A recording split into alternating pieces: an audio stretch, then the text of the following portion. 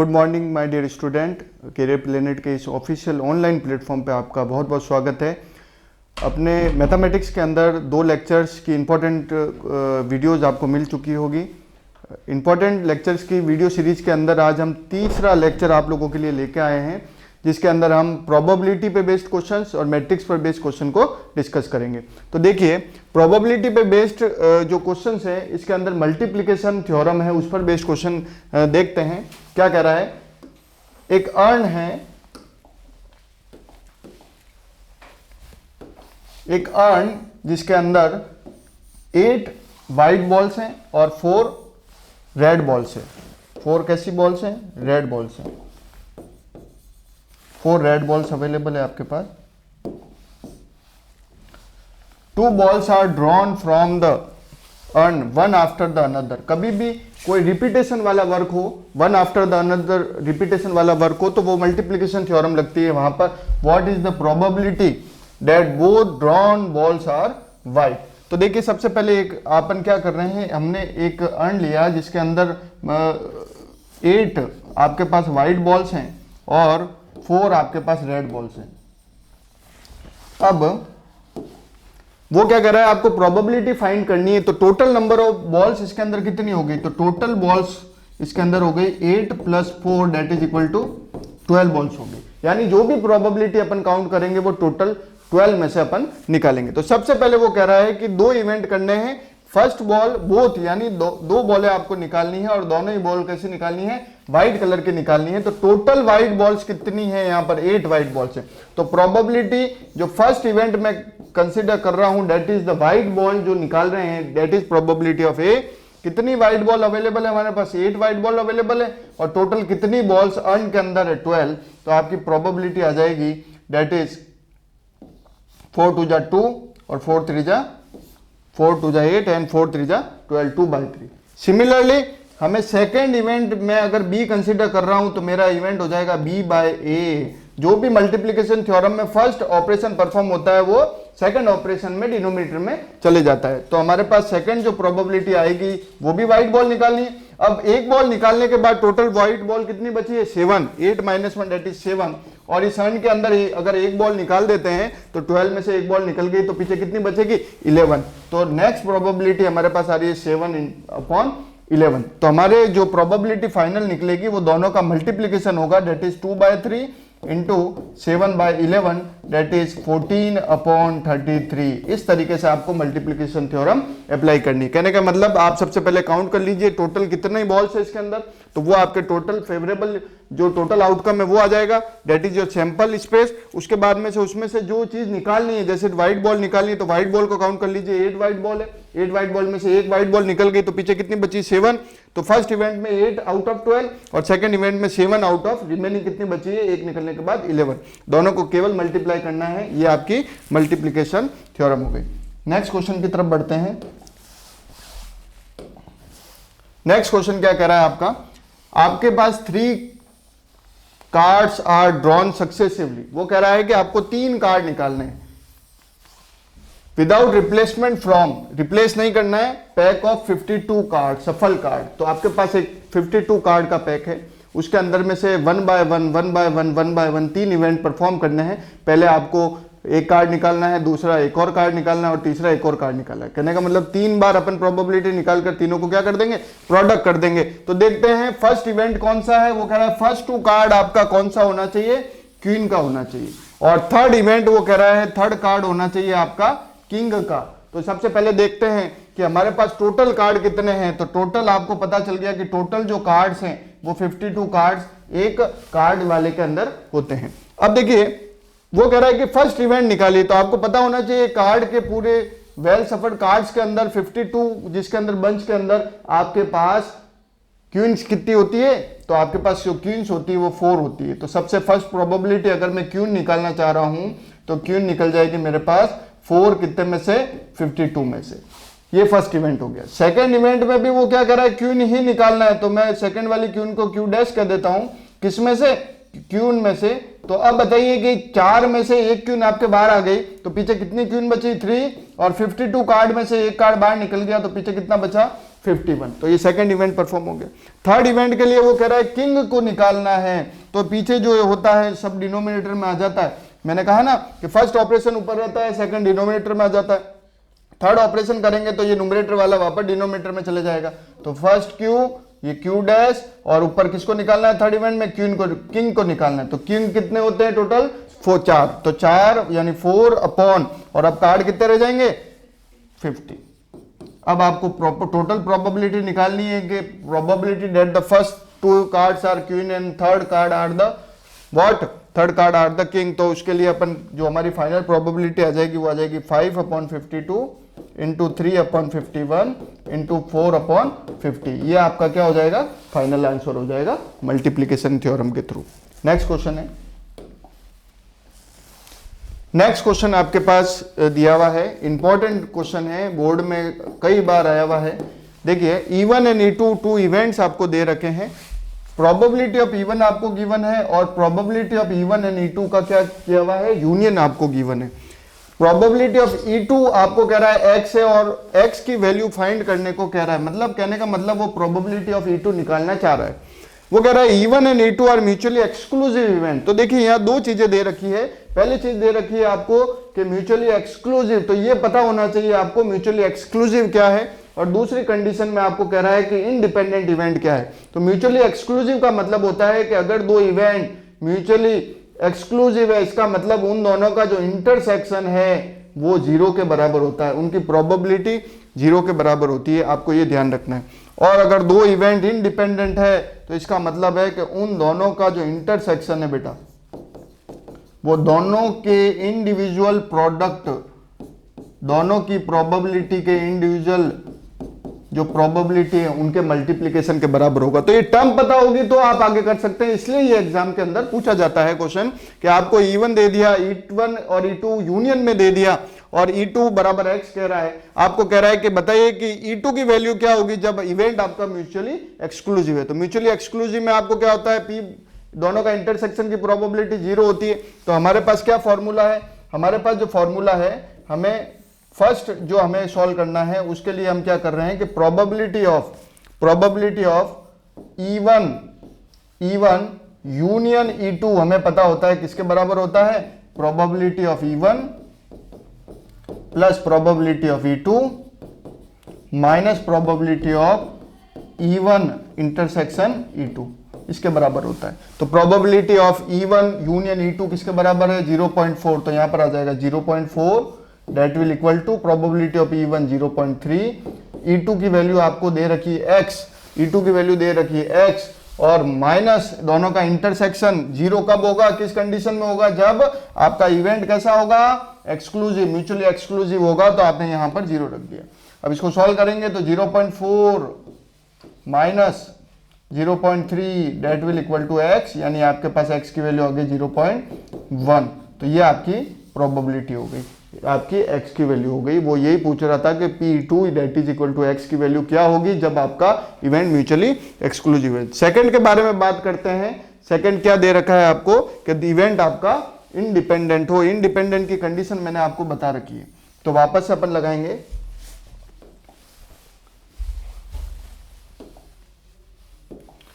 कि probability of E1 union E2 that will equal to, second portion कर रहे हैं जब इंडिपेंडेंट इवेंट होता है, दैट इज इक्वल टू आपको पता है किसके बराबर होता है, probability of E1 plus probability of E2 minus probability of E1 intersection E2। But आपका इवेंट कैसा है, इवेंट आपका इंडिपेंडेंट है। क्या लिखेंगे, for independent event, for independent event probability of E1 intersection E2 किसके बराबर होती है, probability of E1 multiply by probability of E2। इसको दे दीजिए आप इक्वेशन नंबर फर्स्ट। नाउ आपको पता है कि E1 की वैल्यू क्या गिवन है क्वेश्चन के अंदर, प्रोबेबिलिटी E1 0.3 और प्रोबेबिलिटी ऑफ E2 आपके पास क्या है, x है। तो हम 0.3 इंटू एक्स यहां पर रख सकते हैं। तो 0.3 इंटू एक्स जैसे रखेंगे यहां पर, तो 0.3 इंटू एक्स आपको क्या मिल जाएगा, 0.3x। Now this is your equation number second. Now put this equation number second into the equation number first. You will get probability of E1 union E2, that will equal to probability of E1 0.3, probability of E2 that is equal to x, and minus probability A intersection भी आपने अभी अभी निकाला 0.3x, और probability of E1 union E2 का आपको दे रखी है 0.4. तो यहां पर अपन रख देंगे 0.4, यहां पर रख देंगे 0.4. तो हमारे पास आंसर आ जाएगा, यहां हमने रख दिया 0.4. अब इसको सॉल्व करेंगे तो 0.4 में से आप इसको सब्ट्रैक्ट कर रहे हैं, आपके पास क्या आ जाएगा 0.1, that will equal to x में से 0.3, तो आपने x कॉमन निकाल दिया, आपके पास आ जाएगा 1 माइनस 0.3. तो यहां पर देखिए आगे, तो अपने पास आ जाएगा 0.1 अपॉन 0.7, ये आपके पास आ जाएगा x की वैल्यू, तो x आपके पास आ जाएगा 1/7. That is your answer. तो इस तरीके से आपको करना है कि म्यूचुअली एक्सक्लूसिव दे तो आपको ध्यान रखना है कि दोनों की प्रोबेबिलिटी जो होती है वो 0 के बराबर होती है. इसी तरीके से अगर वो आपको कहता है कि इवेंट आपका इंडिपेंडेंट है तो आपको दोनों का प्रोडक्ट करना है, तब इंटरसेक्शन निकलेगा, और इंटरसेक्शन की वैल्यू जब पुट करोगे तब आपको नेक्स्ट आंसर दिखेगा. नेक्स्ट क्वेश्चन की तरफ बढ़ते हैं, जो कि आपका है, वो कह रहा है इंडिपेंडेंट इवेंट. अभी अभी मैंने बताया आपको कि इंडिपेंडेंट इवेंट होता है तो होते ही सबसे पहले लिखेंगे for independent event. For independent event क्या लिखते हैं, probability of E1 intersection E2 किसके बराबर होगा, probability of E1 into probability of E2. सबसे पहले आपको यही चीज लिखनी है कि अगर इंडिपेंडेंट है तो आप लिखेंगे दोनों का इंटरसेक्शन दोनों के प्रोडक्ट, इंडिविजुअल के प्रोडक्ट के बराबर होगा. अब वो क्या कह रहा है वो चीज देखते हैं. हमें कह रहा है कि प्रोबेबिलिटी ऑफ E2 निकालो, ओके निकाल लेंगे. वो कह रहा है कि यूनियन आपको गिवन है, वो कह रहा है आपको E2 गिवन है, तो प्रोबेबिलिटी ऑफ E2 को मैं x मान लेता हूं. Let the probability of E2 is equal to x. तो आप क्या कर सकते हैं, probability of E1 intersection E2 that will equal to probability of E1. E1 आपका क्या हो जाएगा, E1 आपको गिवन है बेटा 0.35, तो 0.35 मल्टीप्लाई बाय x. तो हमारे पास इंटरसेक्शन की वैल्यू भी आ गई. अब आपका जो क्लास 11th में फॉर्मूला पढ़ते हैं उसी को अप्लाई करना है इन टर्म ऑफ प्रोबेबिलिटी. तो probability of E1 union E2 that will equal to probability of E1 plus probability of E2 minus probability of E1 intersection E2. तो probability of E1 union E2 किसके बराबर हो जाएगा, तो union आपको given है 0.60, that will equal to probability of E1 0.35 plus E2 आपने क्या निकाला है, आपने x माना है, माइनस इंटरसेक्शन की वैल्यू आ गई 0.35x. सेम क्वेश्चन हो गया, यहां पर आप इसको सब्ट्रैक्ट कर देंगे 0.60 माइनस 0.35, इट विल गिव, यहां से x निकाल देंगे तो यहां से 1 माइनस 0.35. तो x यहां पर इसको सॉल्व कर देंगे तो कितना आ जाएगा आपके पास, ये 35 है या ये 60 है, कहने का मतलब 0.25 आपका यहां पर आ जाएगा. डिवाइडेड बाय 1 में से 0.35 जाएंगे तो 10 में से 5 गया तो 5, और उसके बाद में से 9 में से 3 गया तो 6, 0.36 यहां पर आ जाएगा. पॉइंट से पॉइंट गया तो आपके पास x की वैल्यू आ जाएगी 25/65.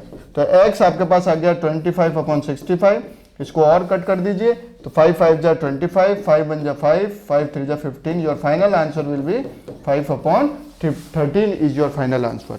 तो इस तरीके से क्वेश्चन करना है. इंपॉर्टेंट है, केवल टर्म प्रोबेबिलिटी की टर्म पर बेस आता है कि इंडिपेंडेंट इवेंट क्या है वो पता ही नहीं होगा तो आप इस क्वेश्चन को नहीं कर पाएंगे. तो वो पता होना जरूरी है. तो म्यूचुअली एक्सक्लूसिव क्या होता है और इंडिपेंडेंट इवेंट क्या होता है वो आपको पता होना चाहिए. नेक्स्ट, आज ये जो क्वेश्चन मैं लेके आया हूं आपके प्रोबेबिलिटी पर 100% क्वेश्चन एग्जामिनेशन के अंदर आता है. कम से कम 4 नंबर से लेकर 6 नंबर तक के सवाल के तौर पर 100% हर साल रिपीट होता है. ये थ्योरम कहलाती है बेस थ्योरम. तो बेस थ्योरम में आपको क्या ध्यान रखना है कि नीचे तो जो जो प्रोबेबिलिटी निकालते हैं उन सब का सम होता है, जैसे particular event into particular event है ना, तो उन सब का सम होता है. और ऊपर जिस इवेंट में से निकालते हैं, यहां पर कह रहा है कि E2 में से निकालना है तो probability of E2 dot probability of E upon E2 और नीचे इंडिविजुअल फर्स्ट और सेकंड दोनों की प्रोबेबिलिटी। ऐसा 1 हो सकता है, 2 हो सकता है, 3 हो सकता है, ध्यान रखिएगा। तो ये आपकी क्या है, बेस थ्योरम है। तो बेस थ्योरम पर बेस जो क्वेश्चन है वो ले रहे हैं हम। देखिए क्वेश्चन क्या कह रहा है आपका, क्वेश्चन ये कह रहा है कि आपकी एक फैक्ट्री है जिसके अंदर 3 मशीन है, तो इसको अपन अगर फ्लो चार्ट से करें तो ज्यादा बढ़िया रहेगा। तो वो कह रहा है एक फैक्ट्री है, तो इसको अपन ने एक फैक्ट्री ले लिया, ये आपकी एक फैक्ट्री हो गई, और उस फैक्ट्री के अंदर वो कह रहा है 3 मशीन हैं आपके पास, ये मशीन नंबर X, ये machine number Y and machine number Z। In questions को आप फ्लो चार्ट से करें, बहुत इजी लगेगा आपको और रटना भी नहीं पड़ेगा, बहुत सिंपल है, बच्चे रट के जाते हैं। देखिए इसके अंदर क्या है, 3 मशीन है। फर्स्ट मशीन कह रहा है कि प्रोड्यूस करती है 1000, सेकंड करती है 2000 और थर्ड करती है 3000 वोल्ट। तो देखिए फर्स्ट मशीन 1000, तो 1000 के जो 1000, 2000 और 3000, तो फर्स्ट मशीन कितनी करती है 1000, तो 1000 लिख देते हैं। ये करती है 2000 और ये करती है 3000 पर डे। तो अब टोटल कितना, पूरी फैक्ट्री की बात करें तो पूरी फैक्ट्री अगर टोटल की बात करें तो टोटल जो प्रोड्यूस करती है वो हो गया 6000, यानी जो भी प्रोबेबिलिटी निकलेगी वो 6000 में से निकलेगी। अगर अब मैं मान लेता हूं कि फर्स्ट मशीन जो प्रोड्यूस कर रही है इसका जो इवेंट है वो E1 है, सेकंड मशीन जो प्रोड्यूस कर रही है इसका इवेंट जो है वो E2 है, थर्ड मशीन जो प्रोड्यूस कर रही है उसका इवेंट क्या है वो E3 है। तो फर्स्ट की जो प्रोबेबिलिटी की बात करेंगे अपन, तो प्रोबेबिलिटी ऑफ E1 किसके बराबर हो जाएगा, 1000 अपॉन 6000, दैट इज योर 1/6। इसी तरीके से सेकंड की प्रोबेबिलिटी की बात करें तो वो हो जाएगा अपने पास 2000 अपॉन 6000, ये कैंसिल आउट हो जाएगा, आपको मिल जाएगा 1/3।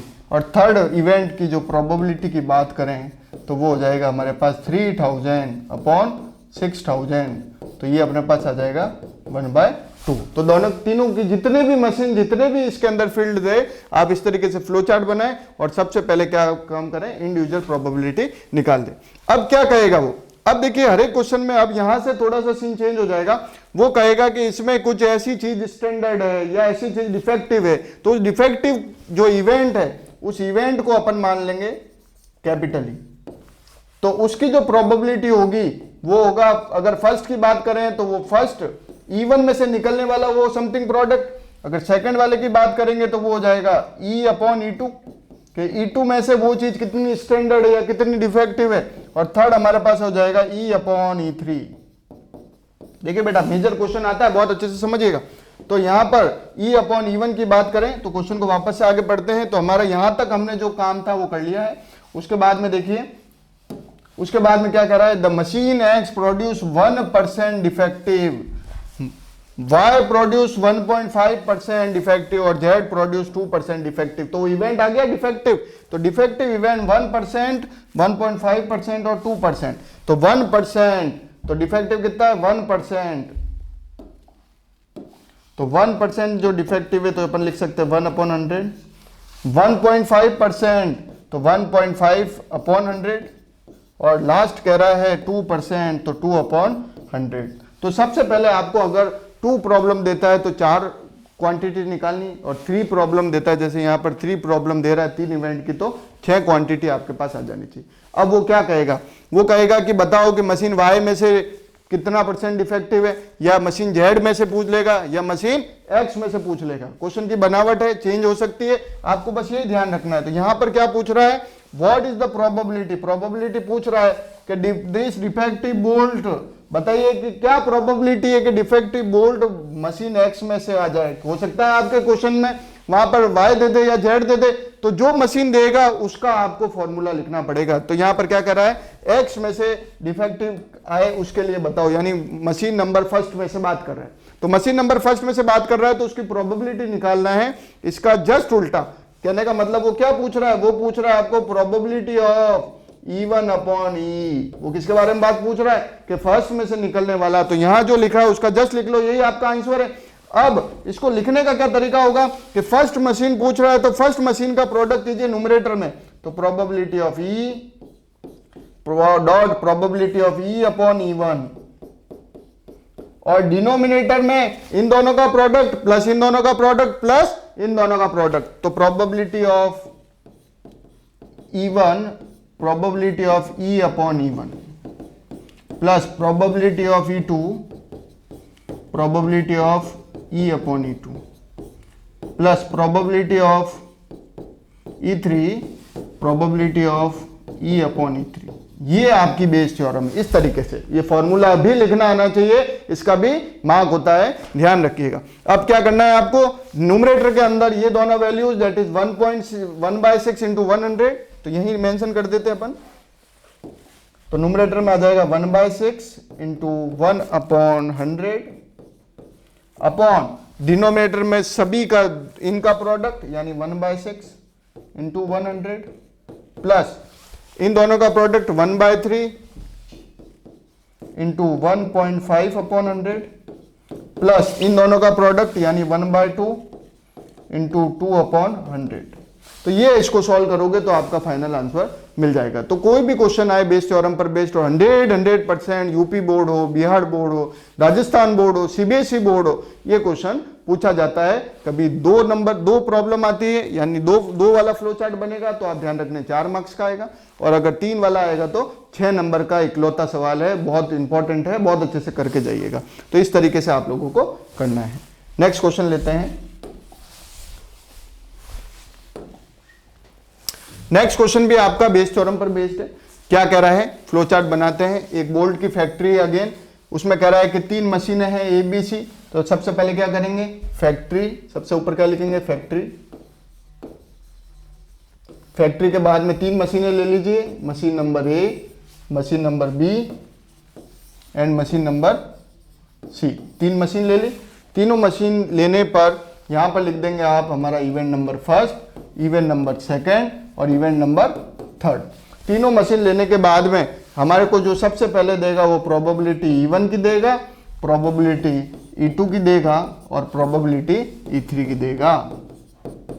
तो पढ़ते हैं, देखिए प्रोबेबिलिटी E1 की क्या दे रहा है, A मशीन 25%, 35% B और 40%। तो 25, 35 एंड 40, तो अपन लिख देंगे 25% यानी 100 डिवाइडेड बाय 100। उसके बाद में कितना था, 35 अपॉन 100 और 40 अपॉन 100। आगे क्या कह रहा है, एक कुछ आपको एक पर्टिकुलर इवेंट के बारे में देगा, जैसे उसमें डिफेक्टिव था, यहां क्या कह रहा है, ऑफ देयर रेस्पेक्टिव आउटपुट इतने, इधर भी डिफेक्टिव ही दे रहा है। तो हमारा नेक्स्ट इवेंट क्या हो गया, डिफेक्टिव। डिफेक्टिव डिफेक्टिव के लिए क्या लिखते हैं अपन, E अपॉन E1। इसके लिए क्या लिखेंगे, probability of E upon E2। इसके लिए क्या लिखेंगे, probability of E upon E3। अब डिफेक्टिव कितना कितना दे रहा है, तो फर्स्ट में दे रहा है 5, 4 और 2, 5, 4 और 2। तो बड़ा सिंपल है, 6 नंबर यूज आ सकते हैं आपके, 5, 4 एंड 2। 5, 4, 2 लिख दिया।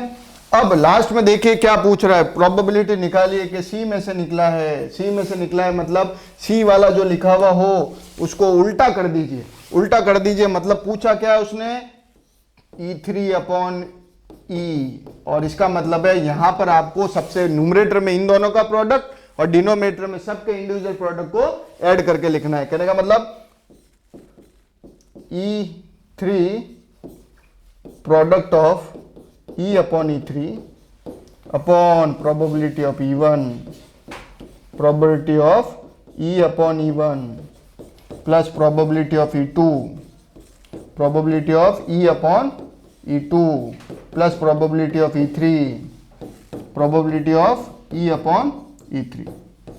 नाउ क्या करेंगे, इन दोनों का प्रोडक्ट न्यूमरेटर में लिख देंगे।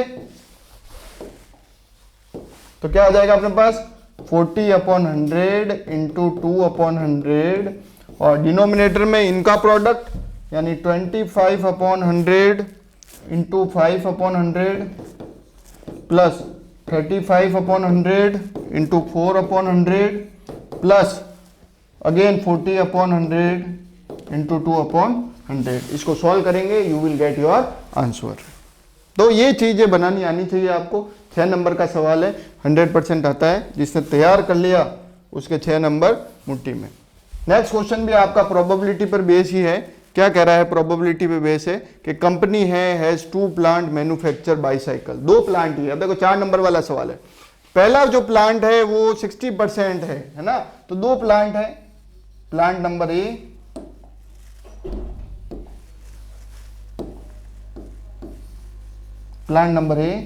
And plant number B. Plant number जो ए है वो 60% है, फर्स्ट की प्रोबेबिलिटी दे दी। प्लांट नंबर जो सेकंड है वो 40% है, यानी प्रोबेबिलिटी ई होगी 60/100, प्रोबेबिलिटी ऑफ बी होगी 40/100। वो कह रहा है कि 80% बाईसाइकिल। अब देखो स्टैंडर्ड क्वालिटी इसकी क्या हो गई? स्टैंडर्ड जो क्वालिटी है वो इसका इवेंट हो गया, तो वो कह रहा है 80% फर्स्ट का और सेकंड वाले का 90% है, तो ये 80% और ये कितना हो गया? 90%। तो 4 चीजें दे दी। वो पूछ रहा है कि किस में से आनी चाहिए? Find the probability that second plant में से आनी चाहिए। तो सेकंड प्लांट का आउटपुट क्या है? यानी इन दोनों का प्रोडक्ट अपॉन इनका प्रोडक्ट प्लस इनका प्रोडक्ट। बड़ा आसान सा है 4 नंबर का सवाल ये, अगर 2 वाली प्रॉब्लम आती है तो आप लोगों को। चलिए आगे बढ़ते हैं। नेक्स्ट क्वेश्चन कुछ मैट्रिक्स पर बेस्ड क्वेश्चंस हैं, ये 2-2 नंबर के रूप में आपसे पूछे जाते हैं। तो स्टार्टिंग में ये क्वेश्चंस बनते हैं। तो देखिए क्या चीज है। आपको वो कह रहा है कि आपको x प्लस वाई की वैल्यू निकालनी। तो x प्लस वाई की वैल्यू निकालने के लिए सबसे पहले इसको प्रोडक्ट करिए। तो 2 3 2 6 0, ये हो जाएगा 2x plus y 0 1 2 that will equal to 5 6 1 and 8। अब आपको क्या करना है? आपको वो कह रहा है x और y की वैल्यू निकालो। तो ऊपर वाली इक्वेशन y की दिख रही है, सबसे पहले अपन ऊपर वाली इक्वेशन के बारे में बात कर लेते हैं। तो ऊपर वाली इक्वेशन में क्या करते हैं? इसको इसके साथ ऐड करते हैं, इसको इसके साथ ऐड करते हैं। तो ये हो जाएगा, कितना हो जाएगा? 2 प्लस वाई, कितना हो जाएगा? 2 प्लस वाई। इधर क्या आ जाएगा? 2 प्लस वाई। इधर आ जाएगा 6, इधर आ जाएगा 0 प्लस 1 1, इधर आ जाएगा 2x प्लस 2। ये किसके बराबर हो जाएंगे? 5 6 1 एंड 8 के बराबर। अब आपको क्या करना है? जो सेम पोजीशन पे उसको कंपेयर करना है। तो सेम पोजीशन पे उसको कंपेयर करने के लिए क्या करेंगे? देखिए सेम पोजीशन पे हैं, उनको कंपेयर करने के लिए 2 प्लस वाई को मैं कंपेयर कर रहा हूँ 5 से।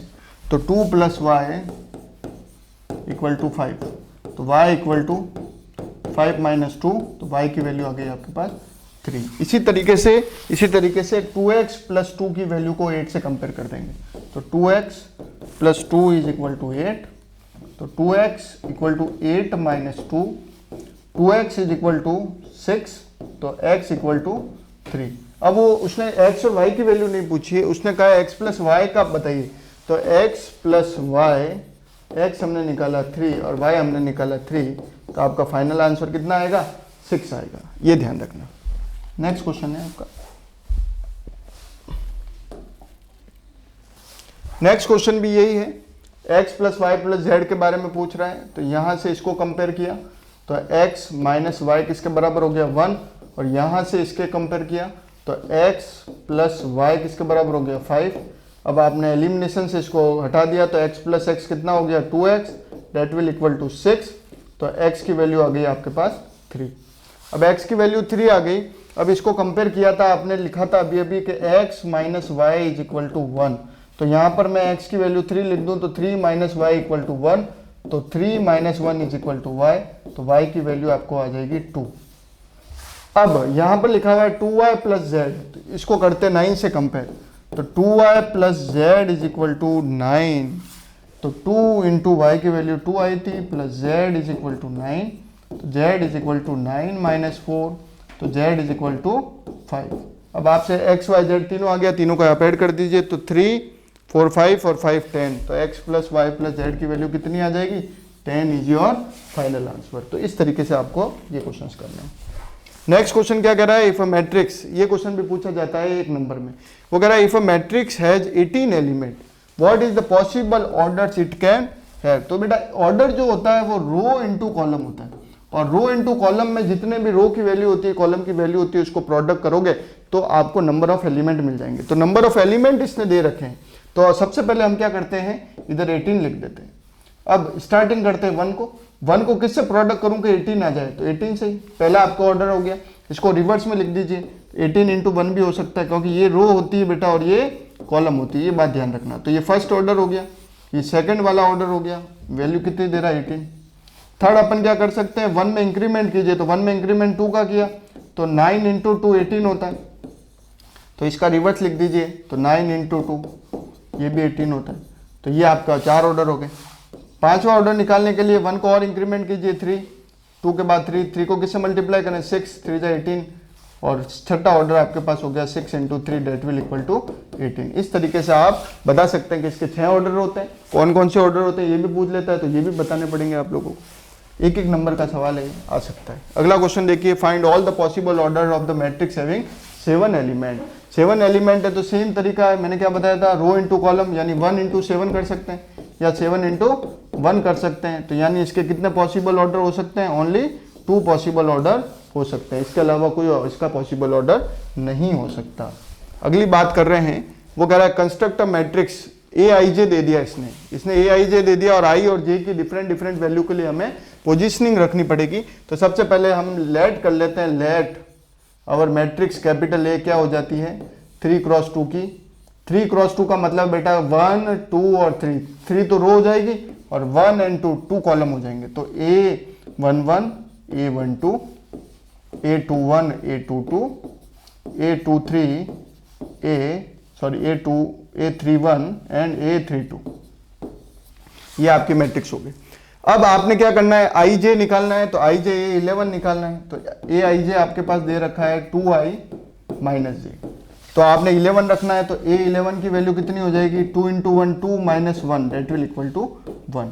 A12 निकालना है तो क्या हो जाएगा 2 इंटू 1 माइनस 2, तो ये आपके पास 0 आ जाएगा। A21 निकालना है आपको, तो क्या निकालना पड़ेगा 2 इंटू 2 माइनस 1, तो ये आपके पास 3 आ जाएगा।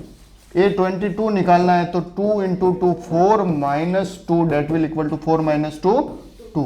इसी तरीके से A31 निकालना है ना, तो A31 के लिए क्या करेंगे, देखिए ये निकाल देते हैं। तो A31 निकालना है तो अपने पास आ जाएगा 2 इंटू 3 माइनस 1, तो 3 2 6 minus 1 that will equal to 5।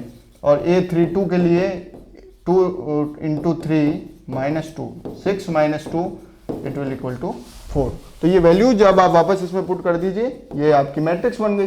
तो अपने पास फर्स्ट A11 आ रहा है 1 0 3 2 एंड 5 एंड 4, ये आपकी मैट्रिक्स बन गई। तो इस तरीके से ये क्वेश्चन आप इजीली कर सकते हैं। नेक्स्ट आपके पास जो क्वेश्चन है सिमिलर है, 4 क्रॉस 3 की बनानी।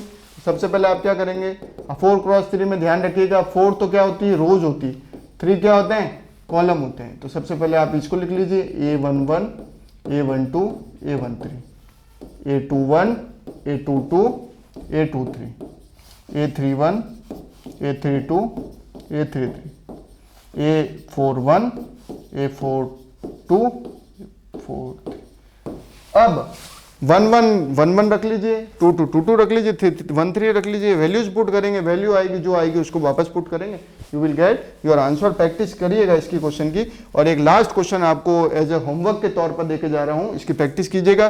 2 क्रॉस 2 है, मतलब 2 एलिमेंट और 2 एलिमेंट रो और कॉलम होंगे, उसी की वैल्यू आई जे की जगह रखनी है आपको और पुट कर सॉल्व करना है और सॉल्व करके आंसर निकालना है। 2 क्रॉस 2 का मतलब है कि आपके अंदर 2 रो बनेंगे इसके अंदर और 2 ही क्या बनेंगे कॉलम बनेंगे। तो यहाँ पर आपके 4 एलिमेंट बनेंगे, चारों एलिमेंट की वैल्यू पुट करके सॉल्व करके जो भी आता है उसको इसकी जगह रखना है। तो आज के इस लेक्चर के अंदर, इस इंपॉर्टेंट मैथमेटिक्स के लेक्चर्स के अंदर हमने थर्ड लेक्चर के अंदर प्रोबेबिलिटी पे based most important Bayes theorem और इंडिपेंडेंट इवेंट और एक्सक्लूसिव इवेंट के बारे में पढ़ा, और उसके बाद में मैट्रिक्स के कुछ बेसिक क्वेश्चंस के बारे में पढ़ा कि छोटे, क्योंकि तैयारी आपको छोटे से लेकर बड़े क्वेश्चन पूरी करनी पड़ेगी, तो आप छोटे क्वेश्चंस को भी साथ साथ उतना ही वेटेज दें जितना बड़े क्वेश्चन को दे रहे हैं। तो हर तरीके से आप तैयार रहेंगे तो वहां पर 100% आप अपना पेपर अटेंड कर पाएंगे। तो आप सब हमारे इस चैनल के साथ जुड़े रहें, और भी आने वाले दिनों में आपको वीडियो इंपॉर्टेंट लेक्चर की सीरीज यूं ही मिलती जाएगी। आप इनको करें, और कोई भी डाउट आता है तो आप कमेंट सेक्शन में आप लिख सकते हैं, लिखेंगे और हम देखते ही आपको रिप्लाई कर देंगे। तो thank you all of you. ज़्यादा से ज़्यादा शेयर करें और बने रहें हमारे साथ। धन्यवाद।